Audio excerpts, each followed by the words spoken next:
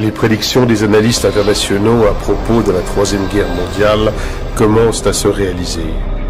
Les nations entrent à nouveau dans une série de conflits, plongeant l'humanité dans le chaos et le désastre.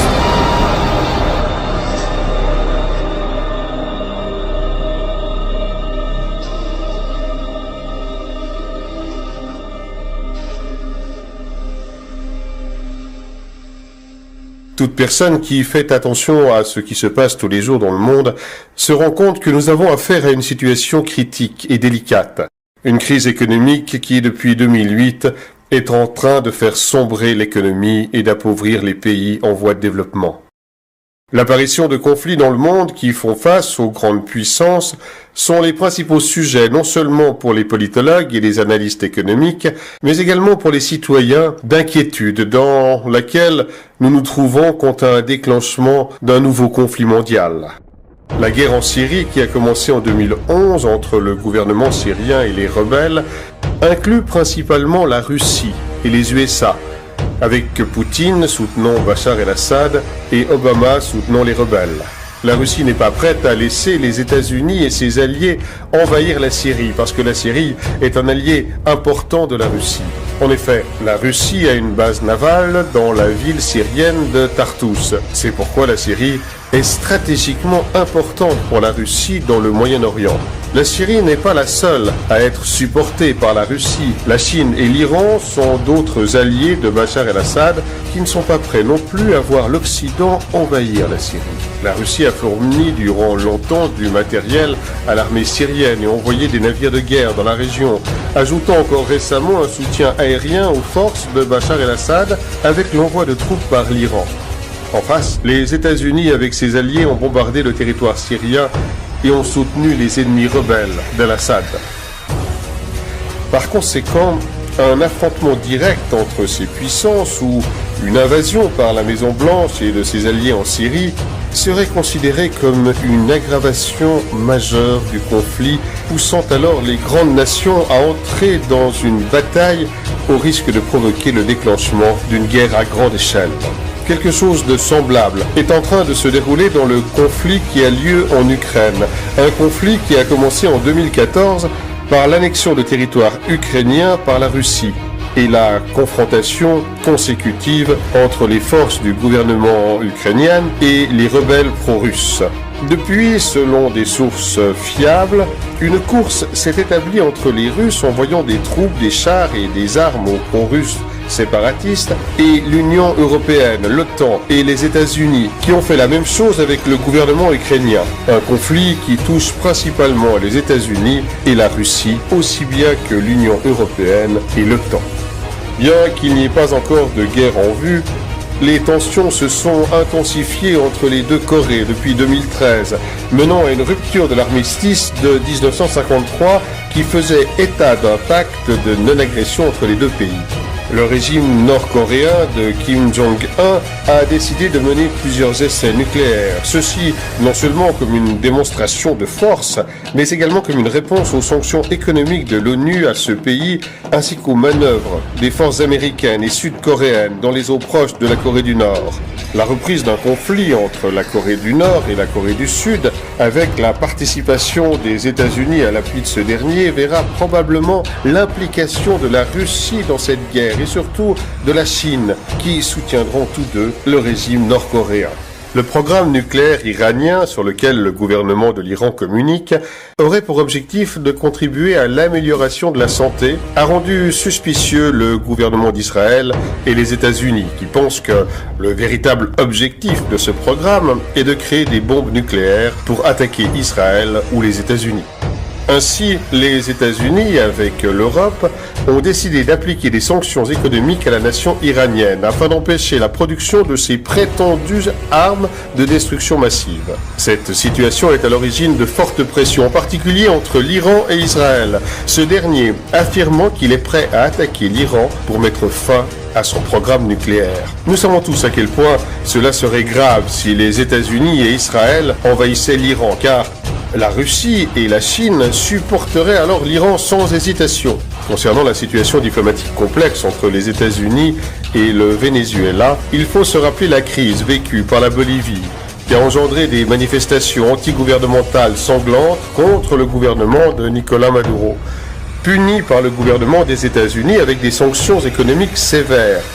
Ceux-ci ont alors tenté d'envahir le Venezuela sous prétexte de protéger la population civile. Un conflit grave pourrait commencer, impliquant d'autres alliés du Venezuela, incluant plusieurs pays latino-américains, ainsi que probablement la Russie et la Chine. Si nous considérons tous ces conflits et fortes tensions diplomatiques face aux grandes puissances, avec la crise économique mondiale que nous subissons, il n'est pas inimaginable de considérer que tout cela pourrait mener à une guerre sans précédent. Mais pourquoi devrions-nous penser que nous sommes à la porte de l'éclatement d'un conflit mondial, même en ayant tous ces conflits et ces tensions?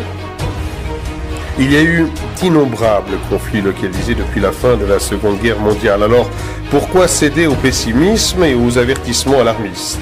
Cependant, le meilleur moyen de comprendre pourquoi les puissances considèrent ensemble qu'une guerre est plus que probable est de regarder le genre de décisions qu'elles prennent en ce moment. Par exemple, le gouvernement chinois, qui fait état en la matière de peu de transparence, augmente sans cesse sa force militaire et son expansion sur des espaces maritimes et aériens et a multiplié son budget militaire par 4 en 10 ans, ce qui péjore leurs relations avec le Japon, la Corée du Sud et les États-Unis. En outre, la Chine a augmenté ses importations de riz de 400%, de 575 000 tonnes de riz en 2011 à plus de 2,6 millions de tonnes en 2012. Et pourtant, ce qui nous alarme est que toutes ces quantités de riz sont actuellement stockées. En outre, le gouvernement chinois a construit au cours des dernières années de grandes villes avec une capacité d'accueil de 64 millions de personnes, aujourd'hui achevées sans être encore habitées. Elles sont construites dans des régions éloignées des zones périurbaines. La Russie, quant à elle, aurait construit 5000 bunkers en 2012. Ces 5000 nouveaux abris ont été construits dans la capitale, à Moscou, et les représentants du gouvernement russe ont précisé que ces bunkers étaient destinés à la population générale que sur de futurs événements. L'Europe, quant à elle, a rapidement construit et équipé ce qu'on appelle le Domesday Seed Vault à Svalbard, en Norvège. Une place qui contient des dizaines de milliers de variétés de semences, conservées en cas d'événements majeurs, comme une guerre nucléaire ou une catastrophe naturelle. La Russie, pour sa part, a également créé une sorte de magasin dans lequel est stocké l'ADN de presque tous les êtres vivants sur Terre, ainsi que de races déjà éteintes par l'entremise de l'Université d'État de Moscou. Le projet vise à recueillir l'ADN de tous les êtres vivants existants, de les geler et de les préserver. D'autre part, le gouvernement américain a accumulé des dizaines de millions de denrées alimentaires d'urgence ainsi que d'autres fournitures et a créé des centres de distribution d'urgence à travers tout le pays. Le gouvernement a également acheté près de 2 millions de pièces de munitions au cours des dernières années. Le Pentagone a développé et entraîné des simulations d'effondrement économique à grande échelle avec troubles civils. Depuis 2012, la Russie a commencé la modernisation de son système de missiles et la production des missiles S-400, SAM, en cours de déploiement dans les zones frontalières et côtières du pays. Vladimir Poutine a adopté le 26 décembre 2014 une nouvelle doctrine militaire, les USA et l'OTAN devenant les principales menaces. M. Poutine a également annoncé le 16 juin 2015 que la Russie augmentait son arsenal nucléaire, ajoutant plus de 40 missiles balistiques intercontinentaux à son équipement. Ceci pour faire suite à la plainte des autorités russes concernant le plan américain qui consisterait à déployer des chars et des armes dans les États frontaliers de l'OTAN avec la Russie. Il y a également eu de nombreuses observations des unités militaires russes, aviation, navires, sous-marins en Europe. Voici quelques exemples de la façon dont les puissances se préparent à un conflit imminent afin de protéger leurs intérêts. Les États-Unis, placés devant cette crise économique qui met en péril son hégémonie comme puissance économique de premier plan, ainsi que par le développement progressif de la Chine qui lui ravirait cette première place, est porté à entreprendre l'une des plus anciennes stratégies des USA, assure le cabinet d'Obama. l'envahissement des pays afin de saisir leurs ressources naturelles. Pour cette raison, les États-Unis portent leur regard sur des pays comme la Syrie, l'Iran et le Venezuela, les pays riches en pétrole et en gaz. Le Venezuela dispose des plus importantes réserves de pétrole et l'Iran en est le 4e mondial. Les USA savent qu'ils ont besoin de ces réserves de pétrole pour rester la première puissance mondiale et faire face à la montée de la Chine et de la Russie, pays qui ont des accords commerciaux importants avec la Syrie, l'Iran et le Venezuela. Obama sait que la prise de contrôle de ces pays permettrait aux USA de garder sa place. Mais la Chine et la Russie veulent détrôner les États-Unis à travers leur stratégie économique, conclure des accords avec différents pays dans leur propre monnaie, donc sans utiliser le dollar. Pour cela, la Russie et la Chine vont devoir défendre leurs intérêts en Syrie, en Iran, au Venezuela et dans d'autres pays sur lesquels les États-Unis veulent étendre leurs tentacules. Ainsi, les deux clans de ce nouveau conflit mondial seraient, d'un côté, sous la direction américaine, la coalition formée d'Israël, de l'OTAN, du Japon, de la France, du Royaume-Uni, de la Corée du Sud, principalement. Et de l'autre, dirigée par la Russie, nous aurions la Chine, la Corée du Nord, l'Iran, la Syrie, le Venezuela, Cuba, et d'autres sans doute. Obama a déjà pris des mesures, non seulement à cause des révoltes arabes qui ont déstabilisé les pays du Moyen-Orient, mais aussi par l'application de sanctions économiques envers la Russie, la Corée du Nord, le Venezuela, et en incitant les conflits entre les deux Corées, en Ukraine, au Venezuela, en Syrie, en essayant de sortir victorieux dans ces guerres par procuration, avec l'intention de provoquer ses rivaux et de prendre le contrôle des ressources naturelles de ces pays. Nous ne devons pas oublier que les États-Unis sont disposés à entreprendre toute action visant à utiliser des prétextes nécessaires pour l'invasion. Ces mauvaises actions sont non seulement perpétuées par les États-Unis, mais par d'autres puissances qui utilisent l'élite pour convaincre l'opinion publique de procéder à une mesure ou une décision ultérieure qui atteindra leurs véritables objectifs.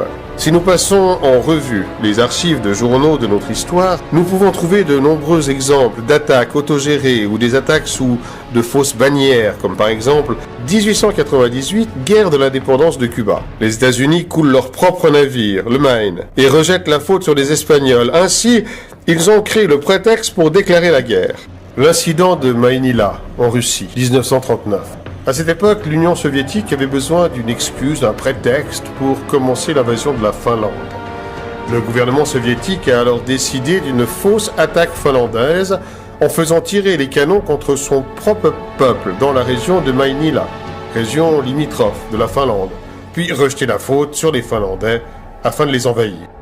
Les attaques du 11 septembre 2001, les attentats de Madrid en 2004 et de Londres en 2005 sont forcément des attaques, ou plutôt des auto-attaques qui continuent à jeter le doute sur les faits, mais qui sont suffisamment satisfaisants pour continuer à convaincre la citoyenneté de la permanence des militaires dans le Moyen-Orient, par la nécessité de lutter contre ces terroristes, afin d'avoir accès aux ressources naturelles de ces pays. Ainsi a commencé la lutte contre les terroristes qui, curieusement, ont été parrainés et financés par ces mêmes personnes qui maintenant les chassent. Mais vous savez que Daesh existe depuis 3 ans et que c'est pas la peine de nous bassiner avec Sarkozy. Depuis combien de temps? Al-Qaïda que vous soutenez en Syrie, vous soutenez en Syrie. Vous vous rendez compte de ce que vous dites? Mais je le dis, vous vous rendez compte de ce que vous dites? Vous soutenez Al-Qaïda en Syrie. Mais vous êtes fou. Non, vous êtes fou. Non, écoutez, d'abord, je vous permets pas d'insulter. Non, mais vous ne pouvez pas dire je suis tout à fait. Vous ne pouvez pas dire que la France soutient Al-Qaïda. Merci d'expliquer vos propos. Merci de justifier ces propos assez étonnants. Voilà, non, ils ne sont pas étonnants. Je vais vous expliquer. Inacceptable, monsieur. La France soutient les rebelles syriens qui sont soi-disant des rebelles démocrates. Des rebelles syriens démocrates en Syrie contre M. Assad. C'était au début de l'insurrection. Qui a récupéré les rebelles syriens démocrates? Al-Nosra. Qu'est-ce que c'est qu'Al-Nosra? Vous savez bien. Al-Nosra, c'est pas Al-Qaïda? Pas tous les rebelles, vous le savez bien. Ah, pas tous les rebelles. C'est-à-dire, certains rebelles ont été récupérés par Al-Qaïda avec des armes françaises. Monsieur Gazienne, vous ne pouvez pas dire que la France soutient Al-Qaïda. Nous continuons à fournir des armes à Al-Nosra. Vous ne pouvez par pas dire que la l'intermédiaire France des soutient rebelles syriens. Mais je le dis à M. Le Drian en commission de la défense, je l'ai dit à M. Fabius, comme tous les autres députés. Il va falloir éclairer tout ça. La même histoire régit désormais ISIS, le groupe terroriste formé d'une partie d'Al-Qaïda dont le financement provient principalement des États-Unis et de ses alliés du Moyen-Orient. La création de l'État islamique a eu pour effet d'accroître l'instabilité et le chaos déjà provoqués auparavant par l'Occident avec la propulsion des émeutes arabes en 2011 en Tunisie, en Libye et en Syrie pour renverser les gouvernements de ces pays et ainsi avoir accès à leurs ressources. Il est prouvé que les États-Unis ont financé ces révolutions et même des mercenaires dans ces pays formant les armées rebelles qui ont été fournis en armes à la fois par l'Europe et les États-Unis et qui finissent ensuite dans les mains des djihadistes. Parce que dans ces groupes rebelles, il y a non seulement des mercenaires engagés par les États-Unis, mais aussi des djihadistes appartenant à Al-Qaïda ou ISIS. Cette relation étroite entre les mercenaires et les djihadistes est le résultat d'une entreprise qui est responsable de leur formation afin de fournir des mercenaires au gouvernement qui souhaite les embaucher pour leurs activités. Une entreprise qui se fait appeler curieusement ISIS, Integrated Systems Improvement Services, et qui vise à l'amélioration des services des systèmes intégrés. C'est une entreprise qui offre une sécurité, des renseignements, de la technologie et de la formation au gouvernement et aux entreprises privées. C'est une entreprise qui forme des mercenaires. La création de ce groupe terroriste a aussi peut-être comme but l'intention de confondre l'Iran avec ses terroristes. Le Premier ministre israélien Netanyahou a déclaré à plusieurs reprises que l'Iran fut le financier de groupes terroristes, impliquant également ce pays dans une éventuelle perspective d'attaque nucléaire contre les États-Unis ou contre un allié de celui-ci, et que l'Iran aurait prétendument fourni des armes nucléaires aux djihadistes à ses fins. Ainsi, les États-Unis et ses alliés auraient eu le prétexte pour envahir l'Iran. Alors que nos dirigeants peuvent devenir extrêmement ambitieux et capables d'actes répréhensibles dans la poursuite de leurs propres intérêts, certainement personne ne pourrait être intéressé par le déclenchement d'une troisième guerre mondiale qui serait probablement nucléaire et ainsi provoquer la destruction et le chaos indicible sans aucune perspective économique d'avenir. Quels sont donc les intérêts possibles en jeu dans une nouvelle guerre mondiale ? Dans cette guerre, il n'y aurait pas de pays gagnant. Les seuls gagnants seraient ceux qui tirent réellement les ficelles, ceux qui sont au-dessus de la classe politique et qui utilisent les autres comme des marionnettes pour atteindre leur objectif. C'est l'élite économique et financière. Et bien que les grands employeurs qui se trouvent dans cette élite, les banquiers par exemple, seraient gravement affectés par une guerre nucléaire mondiale, la véritable élite, quant à elle, viserait des objectifs qui ne sont pas économiques, mais plutôt des objectifs de pouvoir et de contrôle. Cette élite, conduite principalement par plusieurs familles milliardaires, telles que les Rockefeller, Rothschild et Morgans, qui au fil du temps ont conquis à la fois la puissance économique et financière et le contrôle politique à travers leurs institutions. Leurs entreprises sont désormais les pilotes du monde, les moteurs des guerres dont les opérations consistent à étendre leurs tentacules partout où ils voient que cela est nécessaire. Grâce à l'encouragement de ces guerres mondiales, l'élite n'aura pas seulement augmenté ses avantages économiques, mais aura élargi son contrôle sur le système et réalisé des objectifs concrets qui les conduiront lentement à leurs objectifs ultimes. Mais quels sont les objectifs à atteindre par les puissants pour cette nouvelle guerre mondiale ? 1. La réduction de la population. Des personnalités telles que David Rockefeller et Bill Gates ont exprimé leur préoccupation au sujet du nombre d'êtres humains qui peuplent la planète et la nécessité donc de réduire la population mondiale. Ils disent que nous sommes déjà presque 8 milliards et que la croissance ne permet plus de vivre dans un monde aux ressources naturelles limitées. Non seulement ils souhaiteraient réduire la population mondiale et ainsi la pression sur les ressources naturelles, mais ce serait également cela qui leur permettrait d'exercer plus facilement un plus grand contrôle sur l'humanité. Une guerre nucléaire est parfaite pour tuer des millions de personnes, qui reste un obstacle à l'élite. les pays qui ne sont pas touchés directement par le conflit, largage de bombes nucléaires par exemple, durement touchés par l'absence complète ou la rareté de la nourriture, ce qui se traduira par la folie des citoyens se tuant pour obtenir les dernières ressources restantes ou tout simplement se laissant mourir de faim. Deuxièmement, l'écroulement des États et de l'économie mondiale. L'un des objectifs importants de cette guerre mondiale est la destruction des États afin de pouvoir couler les économies, d'où une augmentation du chômage à 100%, ce qui provoquera une perte totale de la valeur de l'argent, puis une panique et le chaos parmi les citoyens qui devront rivaliser d'ingénuité et de combativité afin de pouvoir survivre. Cela aboutira à un vide du pouvoir politique et donc les gens seront laissés sans directive politique, sans personne pour maintenir l'ordre dans chaque pays, créant ainsi une situation internationale d'absence complète de contrôle, ce qui obligera l'humanité à être plus réceptive à l'introduction d'un nouvel ordre mondial. À ce stade, il est important de considérer les migrations de masse qui se produisent en Europe par des personnes touchées par des conflits, notamment en Syrie, et qui pourraient conduire à l'effondrement des États européens, amenant le chaos et la division au sein de l'Union européenne. Troisièmement, la destruction de la moralité. Cette troisième guerre mondiale pourrait aussi provoquer l'effondrement de toute morale, valeur, espoir de l'être humain, ce qui le conduirait au désespoir et à l'insignifiance de tout cela. De cette façon, la population serait plus facilement tentée par toute forme d'ordre qui peut offrir un retour à l'espoir et aux valeurs humaines. Il est important de frapper l'être humain dans les aspects physiques, moraux, économiques, sociaux et spirituels, comme un bateau à la dérive sans but, de sorte que vous puissiez tout contrôler presque sans entrave.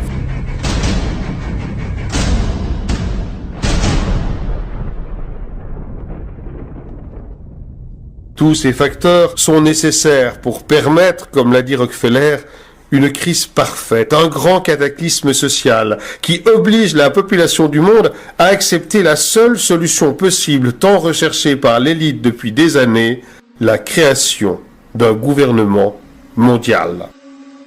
Un gouvernement mondial comme la seule alternative à tout ce mal, avec la promesse qu'une telle union de tous les pays et les civilisations sous un seul État raie toute guerre ou tout problème majeur entre les êtres humains. Même si cela peut ressembler à quelque chose de beau et pour le bénéfice de tous, il y a derrière cela l'intention macabre d'amener l'humanité sous un contrôle total. Mais l'humanité n'est-elle pas déjà contrôlée par l'élite? Eh bien, cette mise sous tutelle a certainement déjà été atteinte par le système capitaliste. Ce mode de vie a son avantage qui leur donne une portée sur presque tous les pays.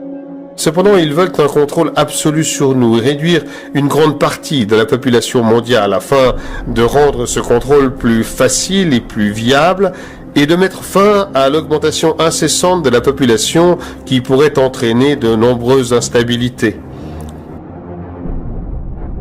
La Troisième Guerre mondiale est également nécessaire car une crise économique à elle seule ne devrait pas pouvoir entraîner le soulèvement nécessaire au niveau international.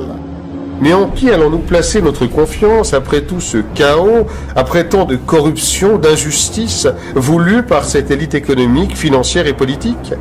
Les mêmes marionnettes politiques ainsi que l'élite économique et financière nous ont conduits à cet enfer. Nous savons qu'ils vont provoquer une nouvelle guerre mondiale pour créer par conséquent un ambitieux gouvernement mondial. Mais qui va pouvoir le conduire ? Cette dernière partie de la vidéo est une théorie sur ce qui pourrait arriver après la Troisième Guerre mondiale pour mener à bien la création d'un gouvernement mondial. Nous la présentons comme une hypothèse dans laquelle vous pouvez décider de croire ou non, mais nous vous recommandons de ne pas l'oublier. Nous vivons dans un système non seulement de criminels et d'assassins, mais également dans un système caché, un système qui est à nous, qui nous ment, dissimule des informations. Il nous cache les découvertes de remèdes pour des maladies qui ne peuvent soi-disant pas être guéries, comme le remède contre le cancer. Des avancées technologiques fortes, la manipulation génétique de l'ADN humain ainsi que toutes les expériences sur les animaux qui ne sont officiellement pas dévoilées. Que penseriez-vous si je vous disais que la technologie à laquelle nous sommes habitués à voir dans les films ou que certaines personnes affirment avoir vu, en étant persuadées qu'il s'agit d'une technologie venue des extraterrestres, que cette technologie a bel et bien été créée ici, sur Terre, par les gouvernements. Ah, certes, vous pourriez penser que je suis fou, que c'est impossible et que nous sommes juste des lunatiques qui avons vu trop de films de science-fiction. On sait que les nazis ont été les pionniers dans la création de ce qu'on appelle la technologie antigravité. Le général de la SS, Hans Kammler, qui était aussi ingénieur scientifique, était chargé du développement du missile V2, des avions à réaction, des ailes volantes, et était en charge d'un projet pour créer un véhicule capable de monter en flèche comme les fameux prototypes d'OVNI. Les nazis étaient en charge de plusieurs essais sur cette nouvelle technologie d'antigravité qui ont été confisqués par les Américains après avoir remporté la guerre à travers l'opération Paperclip. Cette opération a permis à de nombreux scientifiques nazis d'émigrer aux États-Unis afin de poursuivre leurs recherches. Parmi les scientifiques nazis, le plus connu fut Werner von Braun, qui était en charge de nombreux projets de la NASA. Nous pouvons nous demander ce que vient faire toutes ces informations avec la Troisième Guerre mondiale et pourquoi l'élite nous cache ces informations. Selon certaines sources, l'étape finale que l'élite mettra en place après la Troisième Guerre mondiale, après la création du gouvernement mondial, sera une fausse venue des extraterrestres. Autrement dit, l'élite a préparé une présentation de fausses hypothèses sur des êtres d'autres planètes qui viendraient pour nous aider. Ce mensonge sera orchestré par l'élite et soutenu par leurs établissements de médias. Ces êtres, qui vont sûrement être d'apparence humanoïde, mais avec des différences d'un autre monde pour assurer une plus grande acceptation par nous, diront qu'ils nous avaient créés il y a longtemps, mais qu'ils ont attendu pour voir si nous pouvions résoudre notre propre problème. L'élite ne veut pas de nos problèmes actuels, tels que la faim, les guerres, les maladies à résoudre, enfin bref, tous ces maux réunis dans le système dans lequel nous vivons, afin de nous procurer un plus grand attrait et une acceptation pour la mise en œuvre d'un gouvernement mondial. Ces nombreux conflits armés, l'aggravation de nos problèmes, les crises diplomatiques, et en ce moment la pire crise économique de tous les temps, ne sont-ils que pure coïncidence? Non. Il y a certainement une autre cause à tout cela. Il est compréhensible que cela semble paranoïaque et manque de crédibilité, mais si nous examinons le système dans lequel nous vivons et regardons le bombardement constant des médias sur l'hypothèse d'une vie sur d'autres planètes à travers des séries, des films, musique, des politiciens, des personnalités de l'Église, pour parler de ce sujet d'une manière sérieuse, nous nous rendons compte qu'il y a derrière cela une farouche intention de nous convaincre sur une telle idée. Et si vous pensez que personne ne croira à cette farce extraterrestre, je vous donne un exemple historique. Le 30 octobre 1938, une émission de radio à New York a publié une fausse histoire d'une invasion extraterrestre, transmise par l'animateur de l'époque, Orson Welles. Le programme était une dramatisation d'un livre appelé La guerre des mondes, diffusé comme si c'était une vraie nouvelle. Le résultat fut que des milliers et des milliers de personnes ont fui New York, persuadées d'une attaque extraterrestre. Si à l'époque ce fut un succès, imaginez ce qui pourrait arriver aujourd'hui avec toutes ces technologies opérationnelles et des êtres humanoïdes créés dans les laboratoires. Les gens qui ont revendiqué cette farce d'un atterrissage extraterrestre étaient des scientifiques de la NASA. Werner von Braun, avant de mourir, a averti que l'élite préparait un faux atterrissage extraterrestre comme stratégie pour attirer les masses vers un gouvernement mondial. Et Bill Cooper, un ancien membre de l'armée américaine, tué par la police en 2001, avait affirmé que les ovnis sont créés par notre technologie, il y a longtemps, et gardés cachés pour cette farce théâtrale. Nous ne savons pas si cette hypothèse de faux extraterrestres est vraie, et nous la présentons en tant que telle, comme une hypothèse à laquelle vous pouvez décider de croire ou non. Mais nous vous recommandons de ne pas oublier que cet atterrissage de faux extraterrestres pourrait se reproduire et ainsi éviter de tomber dans le piège.